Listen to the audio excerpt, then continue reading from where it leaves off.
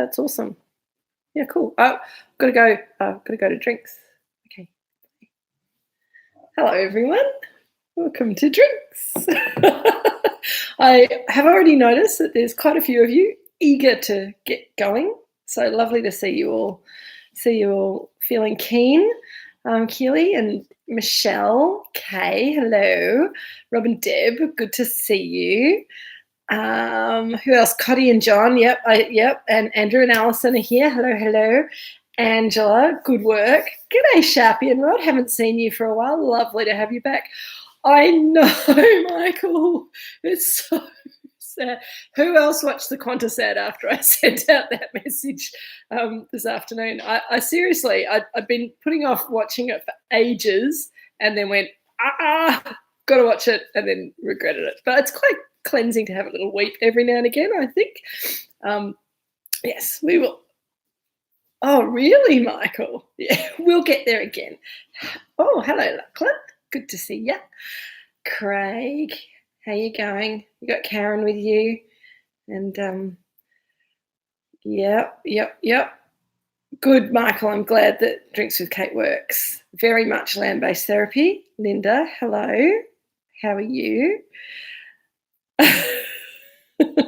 All right, everyone. We need to get over our misery. Hello, Emily. How you doing?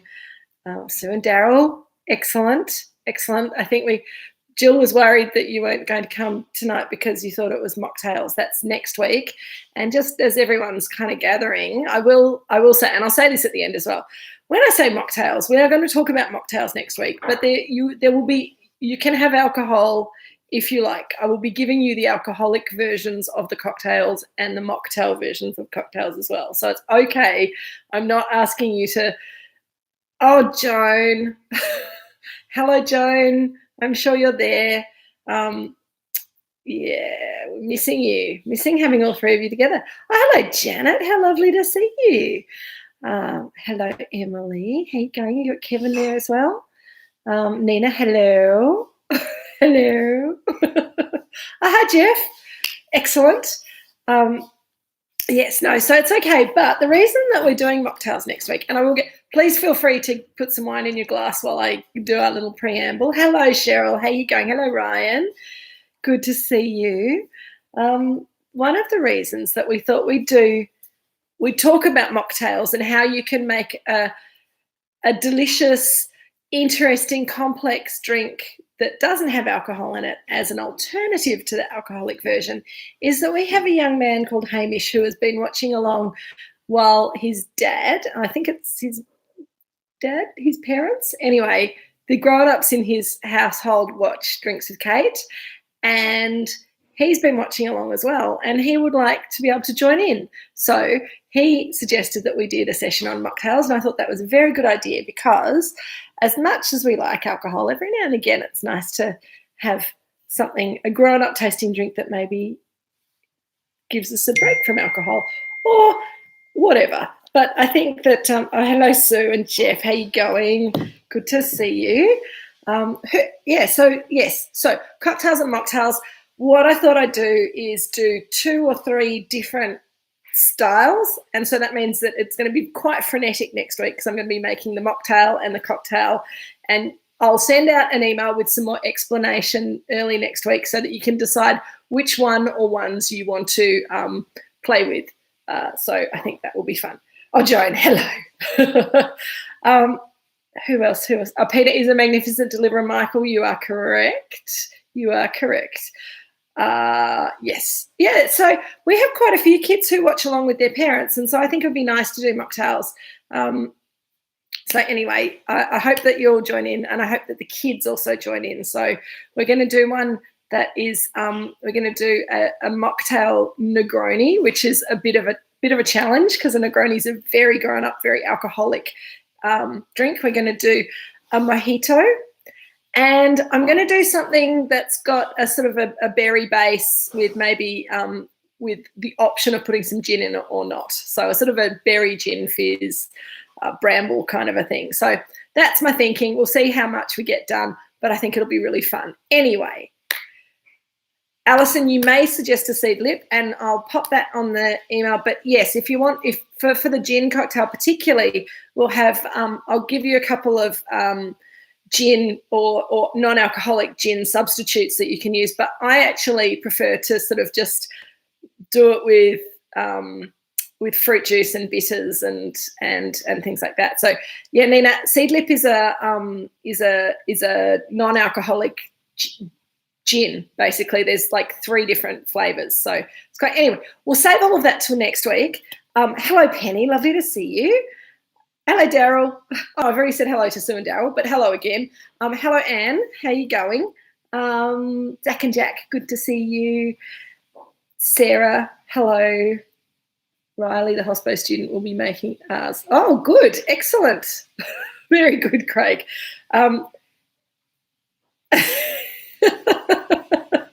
Yes, the Peter Appreciation Club. Now, I've had some good news from Peter as well. We don't have a date, but we do have a suggestion that the hoodies and the tracky dacks are all being collated and printed, and the job's on the go. So hopefully we might have them in the next couple of weeks. So that's quite exciting.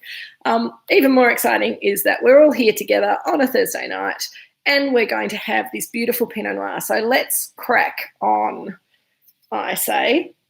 Someone said that they enjoyed my blue jumper. Thank you. It's new. I bought it online and it got sent to me, like all of my other shopping at the moment. And the blossom in the background. Thank you, Nina.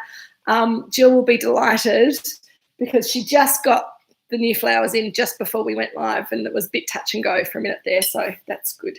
Oh, g'day, Nigel. How are you going? Yes, the wine is so good. So we should get it open and get it in the glass and have a talk about it. So this is the 2018 Moorooduc Estate Pinot Noir. Now we've just released it. We just released it at Cellar Door. I can't remember if it was before lockdown number 5 or in between lockdown number 5 and number 6, but it's very recent, very recently. So the 2017. We were very pleased to be selling for a bit longer than we thought we were going to be because it was drinking so beautifully. And this wine does not disappoint. But if you've been drinking a bit of Craig, I think you got halfway through typing something, maybe?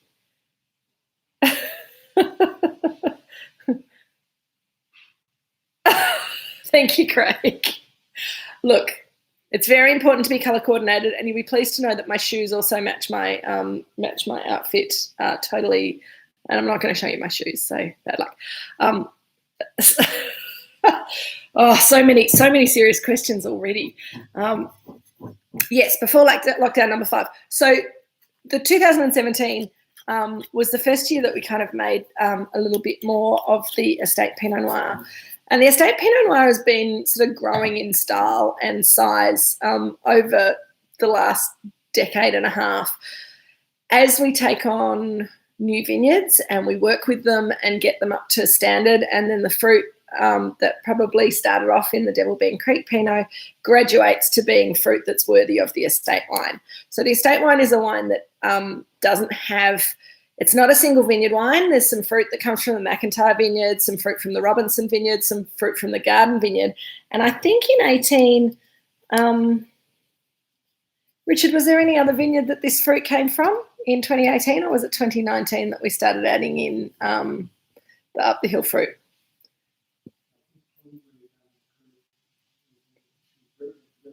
Yeah, so Duns Creek is the newest vineyard that we've taken on as a lease. It's a little bit further to the south, a little bit up the hill, and there's a little bit of that fruit, I think, for the first time in 2018. Anyway, lots of things about 2018, and Michael, I will answer your question. I think it's a very, very good one. Michael's asking, this Pinot raises the question because it's so delicious or magnificent, was Michael's word.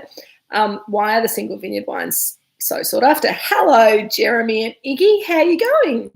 Try not to get the stove and the laptop mixed up and everything will be okay. That's my counsel for cooking and being on the laptop at the same time. So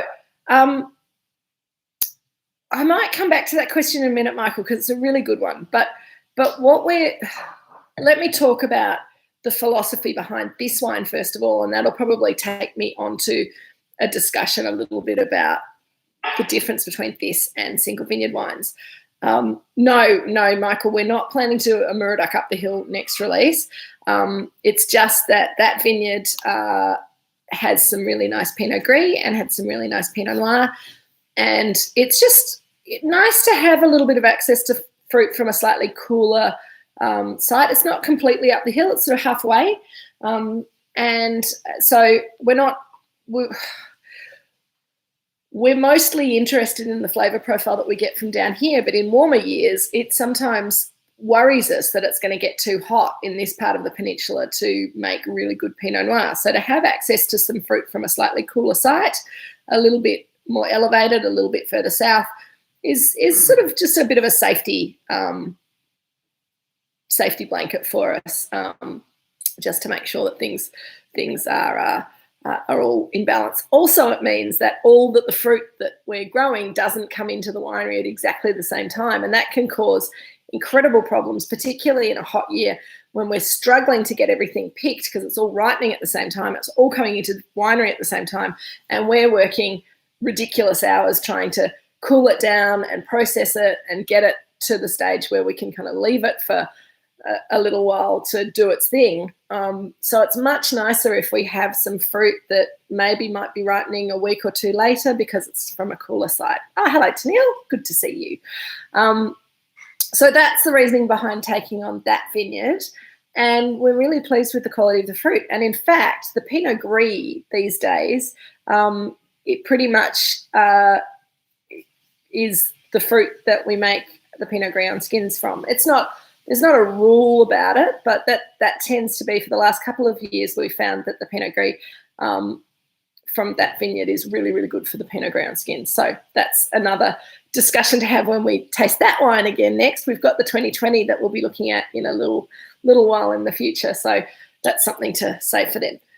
Okay, so why are single vineyard wines sought after? Well, single vineyard wines are very much expressions of a single site, and we're really interested in what the flavour profile is from that single site. So they also, because they're not experimental, but they're sort of a bit geeky, and so we make them in much smaller quantities than we do this wine. So this is the most important wine that we make, really, the estate wine, because we make the most of it. It's the wine that goes out into the world most often to represent Moorooduc Estate. It has our original label on it, which I think is really an important sign that this is kind of the key, the core wine from Moorooduc Estate. It represents the whole of what we see as Moorooduc Estate. Our vineyards that we own, the vineyards that we lease and work with as though they were our own. It's those friendships that we have with the people who own the other vineyards. And I think that amalgam of fruit and the flavours and aromas and qualities from all of those different sites makes a wine that is very complex and also very complete, whereas the single vineyard wines have maybe stronger personalities in different directions, and they need longer to sort of come around and evolve more complexity, because age will also give them complexity. But because we're blending across a few different vineyards for the estate wine, then we're achieving complexity by doing that.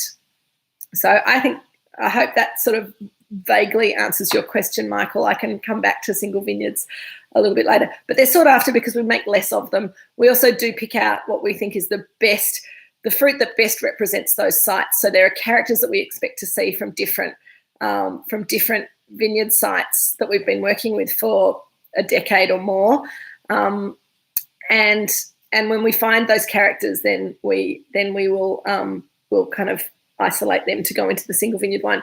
Alison asks, is it like single bean coffee versus a blend? Absolutely, except that usually coffee blends come from different, you'll have some African coffee and some, I'm going to prove that I don't know anything about where coffee's grown. coffee from Papua New Guinea, you know, different counties, different estates, and blend it together. Whereas all of our vineyards are quite close together, and we look after all of them ourselves. So yeah, but it's very much a similar concept, blending together to get more complexity, harmonization, and completeness in the wine. So that's why this wine is so delicious, and why it's so delicious right now, ready to go. It will also age very, very well. Now, Lachlan, yes, I'm glad you love the Pinot Gris. I do too. Alison, thank you. Yes. Hang on, makes me decide which label to assign to the grape depending on their quality, but just never. Oh, yeah, okay, fair enough. It is a beautiful colour, Craig, and it's a beautiful wine. So let's have a little taste. I'm glad that you guys are having potato crisps, because I think they're really yummy with this sort of a wine. But I think also the other thing that, I didn't even think of that. You can buy these days like chips, potato crisps, but made out of beetroot. That would be amazing with this, and also really good with parsnip game chips, they're called. They make them in England and serve them with what do they traditionally serve parsnip chips with? I think it's partridge or one of those game birds. Anyway, root vegetables work very well with this. Will the estate wine be more consistent style? No, and that's a really good question, asking if the estate wine would be more consistent in style and taste across vintages than single vineyards. No, because all of the wines reflect the different vintages quite strongly. And this also is coming to hello, Anne-Marie, lovely to see you. And this will be a very good segue into talking about this wine compared to the 2017, because 2017 was a cool year. We had Richard's thirsty. Here you go. Sorry, forgot to pass it over. 2017 was quite a cool year. It was a small crop. We had really small berries, very concentrated, dark, savoury wine that had a real kind of brooding quality to it. This wine, on the other hand, from the beautiful vintage of 2018, a really lovely vintage that was sort of warm but not too hot. It was even. Everything ripened happily and kind of slowly and evenly. And we picked the fruit exactly when we wanted to. We weren't pushed by a heat wave or anything like that at the end of vintage. So picked it all. Oh, yum, Kay, that sounds delicious. Yeah, it's a good lamb wine.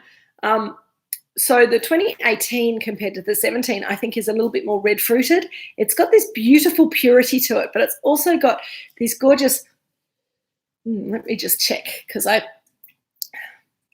tasted this one just the other day, and I was thinking about the things that I loved about it. It's got this red cherry fruit character to it, but it's also got this beautiful kind of lifted perfume of sort of wild herbs. It's got some lavender and some thyme and some sort of rosemary and sage kind of aromatics, which is really lovely. Oh, Michael, that sounds nice. Janet, I'm glad that you got your Peking duck kit. I think that would be absolutely fabulous with this wine. A mild Madras curry. Well done, Michael.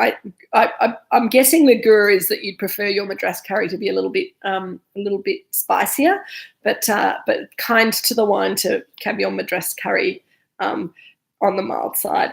Running takeout. Shell takeout from Prince Alfred and Port Melbourne. Crispy skinned salmon with triple cooked kiflers and mushy peas. Andrew roast chicken with creamy mash and buttered corn. Fantastic. That sounds delicious. I can imagine it wouldn't be great with the fish. I find fish and Pinot quite hard to match. In fact, strangely, barramundi, pan-fried wild barramundi seems to work really well with Pinot Noir of this sort of style. Yes, Cotty, dried herbs. So dried herbs, sort of like excellent, Simon. Simon and Angela are off looking for a Brunswick partridge. Good work. But I think your duck pies looked fabulous as well. So I think you're probably well served with your duck pies with this. Angela sent me the most incredible picture of duck pies. And by the way, happy birthday, Angela. Cheers. Lots of birthdays in August for friends. And Angela, I hope you had a good one last weekend. So sorry that we couldn't get together to drink together in person, but cheers anyway. Happy birthday. So this real kind of red fruit purity. Yes, Cotty, dried herbs. It's like I think I talked to you guys a few weeks ago. I can't remember. Time is kind of going a bit wibbly wobbly at the moment, but there's a description in France of a thing called garrigue, which is the smell that you get when you're walking in Provence through the hills on a hot summer's day, and you're walking on wild herbs and you're crushing the wild herbs. They're sort of dried by the sun, but they've also still got oil in them, and you crush the herbs and the oil goes into the air, and you can smell all those aromats from those herbs. And that's what I mean. So it's sort of semi-dried herbs. It's not green herb character. It's that kind of very floral dried herb character that I'm talking about, that I'm smelling here, which I think is really, really lovely. Oh, cauliflower puff, Emily, that sounds delicious too. Are they slightly spicy? Are they sort of on sort of the Asian Moroccan kind of style, or are they a bit more, I don't know. They sound delicious anyway. Jeremy, I knew I could trust you to give us a good answer. Best analogy I've heard, says Jeremy, is the difference exists like going to see a band versus a soloist. A solo violin player versus an orchestra, or the Bamboos versus Benny Walker. So I think that's a really nice analogy, actually, better than the coffee blending analogy. If you want to just follow the one line of music, it can be very pure and very beautiful, but the complexity of putting a whole orchestra together and hearing all the top notes and bass notes and everything in between, that's what you get from blending across vineyards, and that's what we're seeing here. So I think that's really awesome. Thank you. Thank you very much for that, Jeremy. It's always good when you come on board and give me some words. Triple Cook Kipflers. Who? John? Is that? Hello, John. How are you? Good to see you again. Popping in on the conversation. Lovely to see you, John, all the way from sunny Sydney. Yeah, double lockdown birthday for August, people. Yep. But you know what, Michael? It gives us something to look forward to perhaps next year. Maybe. Anyway. Right. Peter, what are you saying? Re-dried herbs. Okay, thank you. Peter's approving my aroma tasting note. So the other thing that I see in this wine is a spicy note. And I always talk about spice in Pinot Noir. And for this wine, there's a little bit of black pepper spice, which I think is usually a character of a cooler vintage. And this isn't a really cool vintage, but it's just got that little peppery note, which I think just gives it a bit of freshness, which is really nice. But also there's that little bit of star anise, slightly Asian kind of spice characters, which I think is really lovely. Michael, what do you remember, the orchestra or the soloist? Well, both really. I mean, you know, I think it depends on what the music is, doesn't it? And it depends on what your mood is. And if you want to just listen to one pure voice of one instrument or one person singing, as compared to a whole choir of different tones and instruments kind of blending together. I think they're both really important, and they're just different expressions of in wine's case, place, in music of voice. So yeah, I think DJ Set versus no, Peter. Sorry, you've taken it too far now. Oh, people are texting me pictures. Looking forward to seeing those pictures. I won't look at them now because it makes for great television when I'm looking at my phone. Anyway, as the wine's sort of opening up, it's just showing what a really lovely wine it is as a young wine. It's really got beautiful perfume. There's a little bit of rose petal there as well, in with your dried herb characters. And they're not those old dried herbs that you find in the back of the shelf. It's those herbs that dry naturally in the sunshine on a summer's day. And people talk about a minty character, or at a more extreme level, a eucalyptus character in a thank you, John. We will have you here one day. Exactly, Nina. Thank you. How do you choose between the Hallelujah Chorus or Nessun Dorma? They're both beautiful heartrending, and special bits of music. So yeah, it's how do we? I think you guys you drive me to philosophy, which is so beautiful. Exactly, Jeremy. You don't need to choose. You can enjoy both. And the lovely thing about, and the other thing that I was going to say is that with a wine like this, most of these wines will get drunk. Most bottles of this 2018 Pinot will get drunk as a young wine. It's a wine that people buy and they drink and they enjoy it. It's a wine that when things are a bit more normal than they are at the moment, we sell a lot of it through restaurants and they put it on their wine lists. They might put it on by the glass to match it to certain courses. It's a wine that that we kind of move through and then we move on to the next vintage and we move through.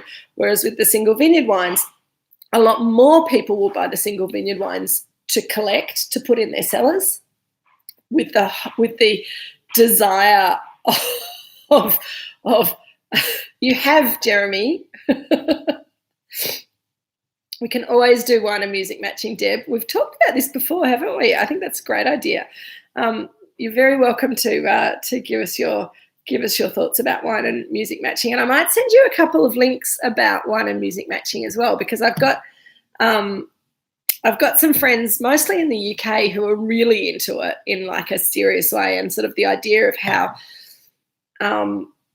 there's a synergy between people who love tasting different wines and people who love listening to different types of music. And most people in the wine industry are very into their music.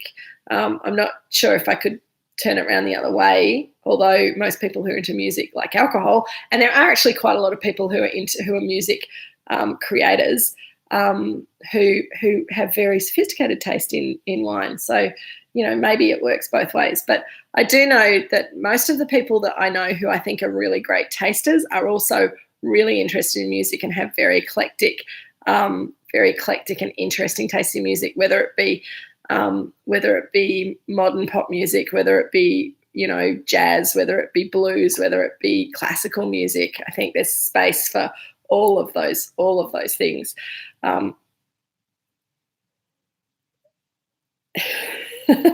Okay, I'll just let you all talk amongst yourselves now. That's great. That's right. And, I think as this wine opens up, you're getting more of that beautiful kind of floral note and the cherries. I'm going to have another sip because I've been talking so much. I haven't had a chance to put very much in my mouth yet.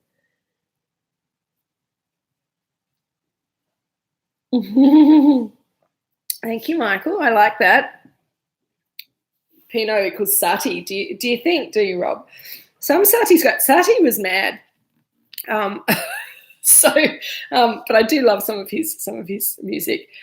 Anne-Marie, I agree. I think that music and wine can both be therapeutic, especially when you're thinking about the flavours and the tastes. You're not drinking it just to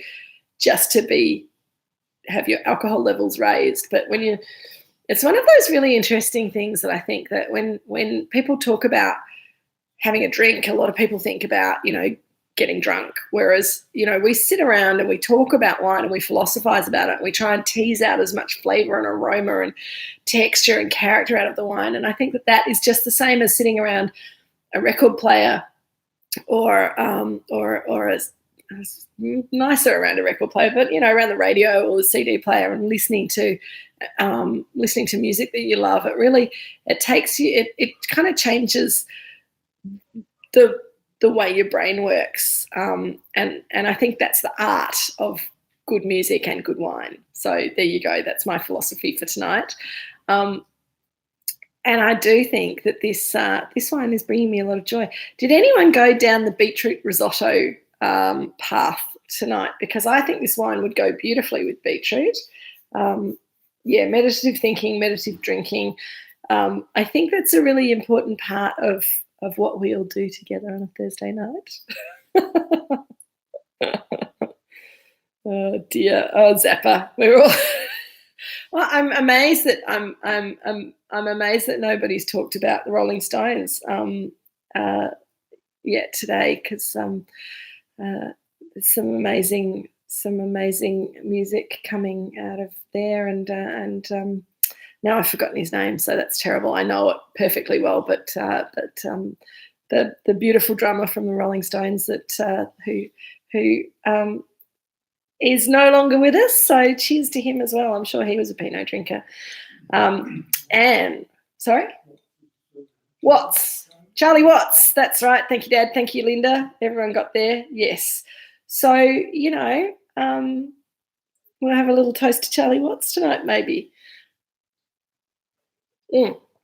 Roasted beetroot would be a delicious match, Anne, and I think don't ever discount beetroot. I think you just need to, if you're going with beetroot and trying to match it to Pinot Noir, I would always go with fresh beetroot to start with, and either roast it or you can grate it into a risotto, like with my recipe. Keep away from tinned beetroot or beetroot dip that's got too much vinegar in it. So yeah. Hang on. What? The lead singer from Tool is a major winemaker. Yes, absolutely. I did know that, and somebody else mentioned Tool last week. Maynard James Keenan. Thank you, Peter. So there's lots of links between music and wine and appreciation of good things, and I think that's what we're all getting at tonight. So what else can I tell you about this wine? It's really it does have quite a psychedelic label, Pete. That's right. And yeah, the Arizona wine scene's really interesting. It's gone from sort of California was pretty cool, and now the Arizona wine scene's really kind of going crazy. So very, very interesting. Oh, Angela, that's a very good point. Thank you very much. The duck filling in the pie has quite a bit of cinnamon in it. Cinnamon will go very, very well with this.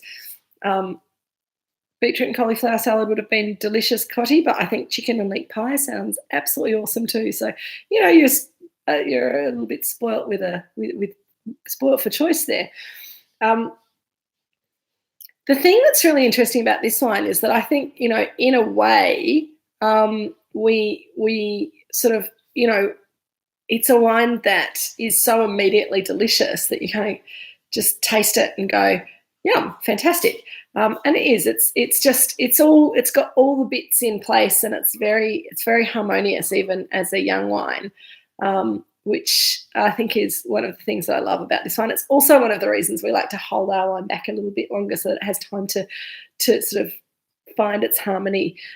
So really exciting to be drinking this as a new release with you guys tonight, and hopefully we'll all enjoy a lot more Pinot together in the future. Now, what was that? Rob and Deb, I can't tell you much more about Arizona except that there's a whole cool little wine industry that's sprung up, mostly due to the music scene and the money that has come in through the music scene, and people who love wine, love music, have made their money in music, and they're investing their money that they made into developing a wine industry. So that's about all I can tell you. Yes, Angela's been making duck pie. You've been working on that duck pie for a few days, haven't you? Oh, hello, Barry. Lovely to see you. Where are we up to? Jeremy. Jeremy's bringing me back to serious wine questions. Thank you, Jeremy. 2018 reminds me of 2008. Yeah. So the grip on the 2008 vintage was quite tannic, and this wine as well in the winery when we picked it was quite grippy as well, and it's relaxed much earlier than the 08 did. And I think that the 2017 that we were talking about before was a much more tannic wine, a much more structured wine, and a lot of people really loved it for that structure, whereas this wine's a bit more grip. Angela, he's talking about, he's talking about tannin. Key grip, yes. Tannin in wine and the grippiness, the textural quality of the wine. So this wine is sort of softer, more velvety, more fruit driven. The fruit's kind of very pure and quite soft there. The tannins are quite velvety, but they're not as firm as the tannins in the 2017. Lachlan, the acid's lovely, don't you think? It's in beautiful balance with the tannin and the fruit. You get this kind of little raspberry red cherry kind of acid character, which is really delicious. Everyone's going crazy, which is wonderful. I love it when you all go and I kind of look at the conversation and go, I have no idea what you're talking about now, so I'm just going to let you talk amongst yourselves and I'm going to keep talking about the wine. 2019, which is the vintage that's on the other side of this 2018, is 2019 was a year where we had a bit of a heat wave just at the end of vintage, and we looked at, if you remember, we had a look at the 2019 single vineyard Pinots just a few weeks ago now, box before this one, and they were a little bit more concentrated, and there was a sort of a lolly shop kind of a character to them. Not very lolly, not very candied, but there was a slightly more candy character, whereas this is really pure fruit and really lovely kind of fresh, sort of freshly dried herb character. So I think that's really quite a lovely, quite a delightful wine. And as I was saying before, which I don't think I ever quite finished, and somebody's said something about cellaring. Oh yes, Alison dreams of cellaring.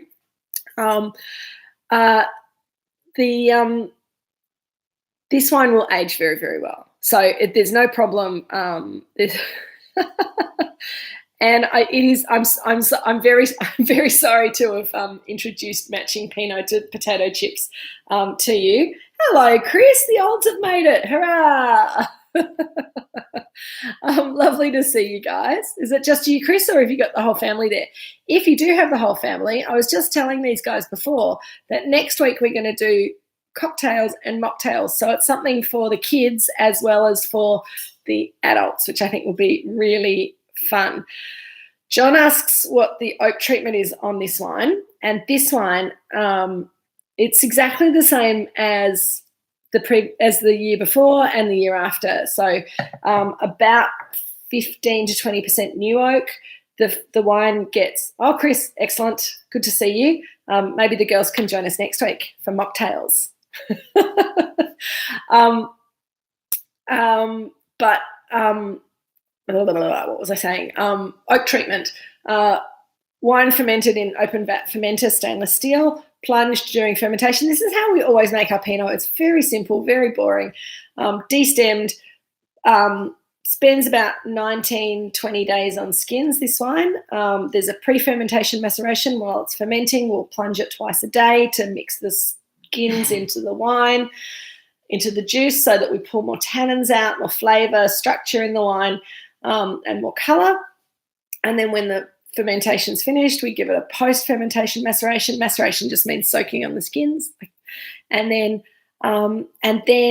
we press it off and it goes to barrel, and it's spent about 11 months in oak in total, unsulfured for the first 5 or 6 months because we're letting it go through a natural malolactic fermentation, and then we'll sulfur it and let it settle out, and then we'll bottle it just prior to the next vintage. So very simple winemaking, same oak treatment as the single vineyard wines get, same oak treatment as we've really done for Pinot for, or at least, I don't know, at least 10 years, I'd say. But yes. 2019 was a really, really, is that the year that you're talking about, Craig, 2019? Pick grapes in the Hunter at 40 degrees at 6 a.m. Really scary. We had real kind of trouble with heat at vintage for a lot of wine regions. Yeah, I bet you did. Zach and Jack, no, it's about how, so Zach and Jack have asked, how do you decide how often to plunge the cap? Or does it take a while to raise to the top each time? No, it doesn't. And in fact, when we're doing vintage and when we're out of lockdown and when life's a bit more normal, you should come and visit the winery sometime and we can show you. It's one of the advantages of being in the wine club and Drinks with Kate. You get a little bit of a look behind the scenes. But what happens is that basically what we're doing is mixing it up, but it rises up really quickly because when grape juice is fermenting, it changes sugar to alcohol and it gives off heat and it gives off carbon dioxide gas. So the carbon dioxide sort of bubbles up and it pushes the skins up. So it's always pushing the skins up, and we're pushing them down a couple of times a day. That's quite traditional Burgundian Pinot Noir winemaking. I really don't like using that term, but it's not what a lot of Australian Pinot Noir producers are doing these days, because a lot of Australian Pinot Noir regions, and particularly in hot years, will tend to be worried that they're going to pull too much tannin out of the skins if they stir it too much. So they will plunge less often or not at all. And the trick is that you're wanting to keep those skins wet, but if you don't want to pull lots of tannin and flavour out of them, you don't want to move them around in it. It's like so they'll submerge it with a weight, like a water bag or something like that. That kind of pushes the skins down under the surface, but just they kind of sit there and stay wet so that they don't dry out and give dried skin flavours to the wine. So, Tanil, you can come too. You're part of the gang now, so it's all good. You can absolutely come along. I reckon. Gosh, you're asking all kinds of technical questions now. Any other questions? Because we're at the 41-minute mark, and this is when everything kind of explodes usually. So I'm going to say, unless you've got anything else that you'd like to add about this wine, except that we think it's delicious and we're very happy with it. We're very pleased to be sharing it with you. And I love the 27. It's really interesting because people go, oh, you've got to have wines that are better and wines that are not as good. And one of the things that I've noticed in the last few years, I haven't found any wines of ours that I think are less good. I just think that they're different expressions of different vintages, which is really cool. And it's why you have to sort of keep tasting, because you can't assume that just because you like the 2017 Pinot that the 2018 Pinot is going to be the same. Hopefully you'll like it, but it will be a different expression of Pinot Noir from Moorooduc Estate, because 2018 was a very different year from 2017, and 2019 was a different year again. So we try to keep the winemaking very consistent, and we do react to different conditions in different years. So we don't have hard and fast rules. We must do this at this time. We must do that. We do like to talk about what's going to make this wine be its best. But usually the winemaking is pretty similar. Okay. One more answer. Okay, Jeremy's typing. Tanil, I'm glad your glass has evolved tonight. I think it opens up really nicely. Craig, this wine retails for $40 a bottle. You guys are in the wine club, so if you buy a 6-pack, you get 10% discount and, of course, free delivery. Special price for tonight. Come on, what are you talking about? What we will do is we'll flick you a little offer at some stage. Now, Jeff's having a holiday this week. Not that you'd know because he's here with us anyway. He's such a trooper. I'm having a holiday next week, so the offers might be a little bit slow in coming out over the next couple of weeks, because we need my imagination and Jeff's technical expertise to put those buttons together. So that's it's a thing that's coming. But in the meantime, I think that what we do need to talk about is the next box. And before I go on to that, I'm going to read Linda. Yes, you're right. Better and better. Very personal anyway. It's what you like and what brings you pleasure. Absolutely. Okay, Jeremy, so this is Jeremy's answer to the plunging question. One consideration regarding plunging frequency might be the seasoned skin to pulp ratio, the amount of tannin that might be present from smaller berries, more skin, etc., etc. But it doesn't differ that much. We might postpone starting plunging at the beginning of fermentation, just let it kind of run for a little while and then start plunging. If we think we're maybe extracting too much tannin, then we might slow it down.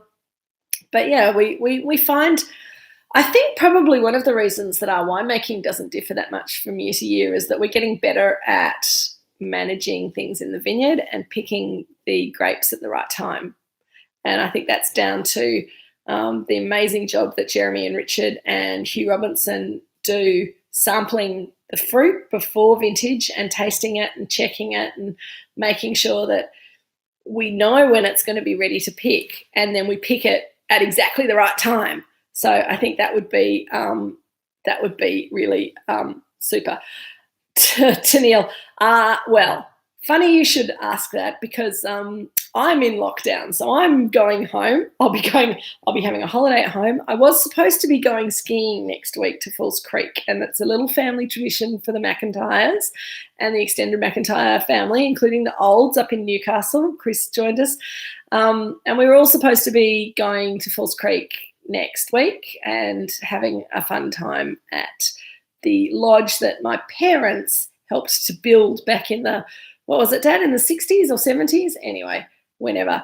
It's a lodge that we've been part of all of my life, and we're very sad not to be going. Particularly after I watched the Qantas ad, I was really, wanting to stab forks in my eyes, really punish myself today, because after I watched the Qantas ad and had a little weep, I then had a look at the snow report for Falls Creek, and apparently they're having lots of powder snow falling over the next few days, and then next week it's going to be cold but sunny all week. So it's a first world problem. My heart goes out to all the businesses that are shut down up in the mountains and all of that kind of thing. It just really sad. Oh, Riley, were you up at Mount Buller as well? That's terribly sad. It's just disappointing. But hopefully next year, it's just the McIntyres don't usually pick the week to go skiing. That is the week with the good snow and the good weather. And we did this year and we can't go, which is really annoying. Sod's law, I think they call that. Anyway, it is terribly sad, but hopefully, Riley, you'll be able to get back to Mount Buller next year, and we'll all be able to get back to a bit more normal life. But we'll also be able to meet here on a Thursday night to have drinks with Kate. So I think that will be nice.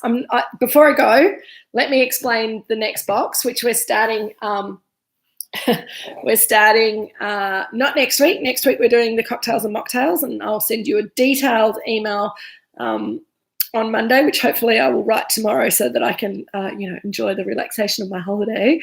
I'll send you an email on Monday about mocktails and cocktails. Oh, yes, Craig, that would be awesome. Next year, I don't think so much. Maybe the following year. Anyway, that would be ace. I would love to go back to Nisiko.